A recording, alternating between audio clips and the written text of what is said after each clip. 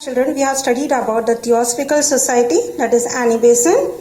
So she started the Home Rule movement in India, and there were two Home Rule movements that was founded. One was by Tilak and one was by Annie Besant. So here, the movement which is based on self in Pune, that has covered the area like Maharashtra and central provinces, and another place like Birar region and the northern part of, that is to the present Karnataka. And in this movement, the leader was called Tilak. And one more movement that was founded by Annie Besant, that is called the Home Rule movement. It is based, that is to the south part of India, in Madras, and the leader was called Annie Besant. Why she started? Because Annie Besant, she ran this periodicals New Rule in India as a Commonwealth and Young India. Now, after studying about the Annie Besant, now let us study to the one more personality. Let us study about one more reformer, that is to the south part of India, Sri Narayana Dharma Paripalana Yogam. So he is known as Sri Narayana Guru. He started a reformation movement in India. Why he started that? He started in Kerala. It was his aim to start this movement because to strengthen the backward and which they are undergoing to the exploited communities. So he established this movement here. Narayana Guru, along with it was not possible by him alone. So he took his two companions. One was called Palappu and Kumara Asan. So these two, with the help of these two people, he led the movement. Narayana Guru, when he started this movement here, it was based on caste. So in this, when he noticed a caste system was going on, where they given much importance for indifference of caste here in Kerala, and he was very against to this casteism. During this period, he noticed few things. That is the two things. That is number one, called the facility. The people were not allowed to use the water from the tanks, and they were not allowed to walk on the road by wearing shoe or slipper. So the people, those who wear the shoes or slipper, that was his restrictions, and also on women dresses. So Sri Narayana Guru noticed this one, and he wanted, why these people are following this one, and the people are not having any rights. So they are under pressurized to the people here. So he wanted to remove this in Kerala. And in this one, Sri Narayana Guru, so he started to remove this agitation movement, Dharma Paripalana Yogam. So what did he say? One caste, one religion, and one God. He defined for the people that the people should not indifference the people based on caste, religion, or the human beings here. So they all are one. They should be treated in one. This was given by Narayana Guru. And what was his idea? Unless and until the people get educated, they won't understand this. So he came to know education is only the one path to declare and remove this prohibitions in Kerala. And one more, the temples which were built up in Kerala, the backward communities were not allowed to enter inside the temple. So for this also he started a movement. The movement was called Vyokam movement, temple entry. All the people can enter the temple. They have the right. This was established in the year 1924. Okay, children?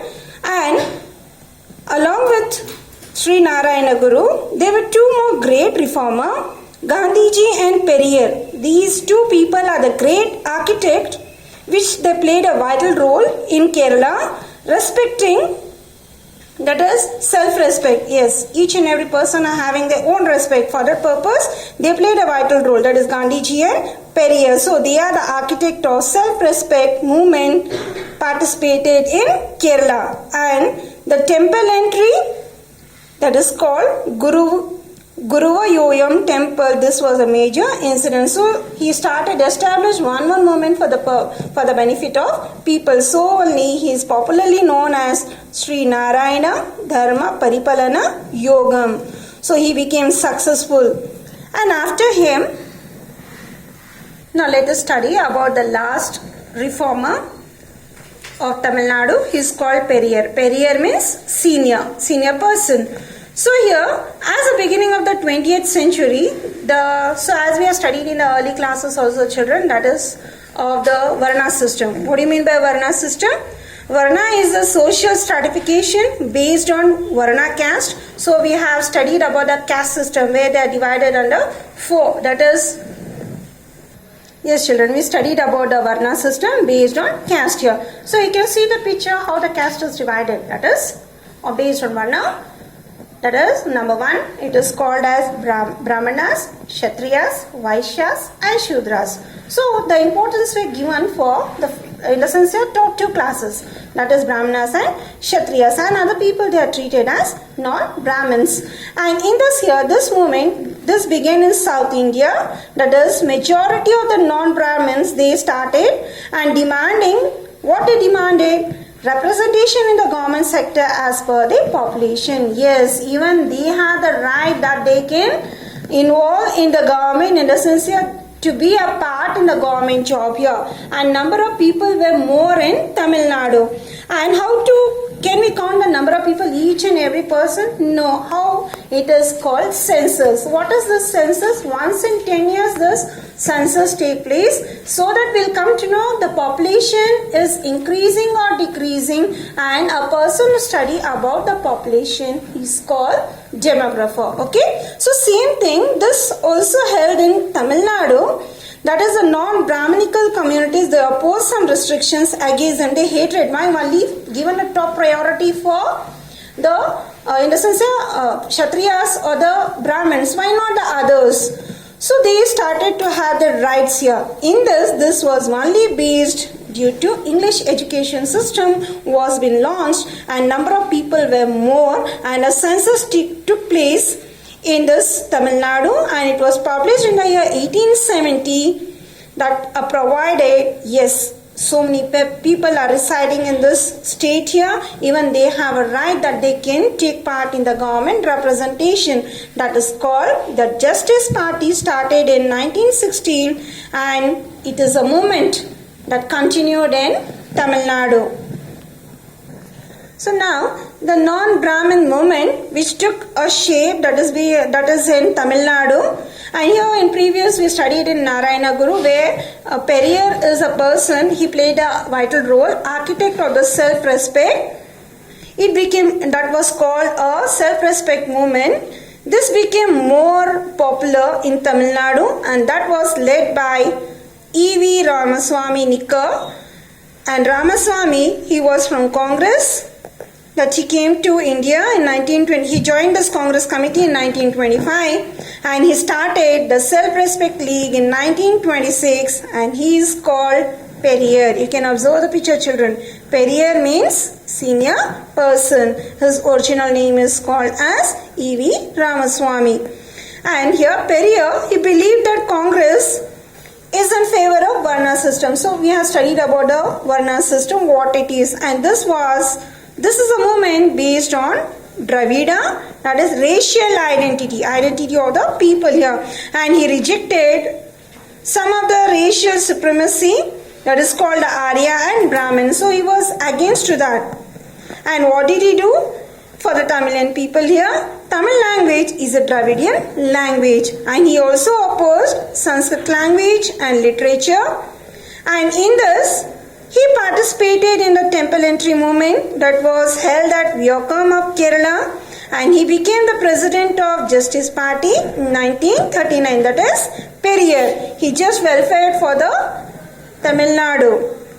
And Periyar, he started the association called Dravida Kalakam.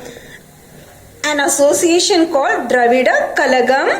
And Periyar also started a justice periodically.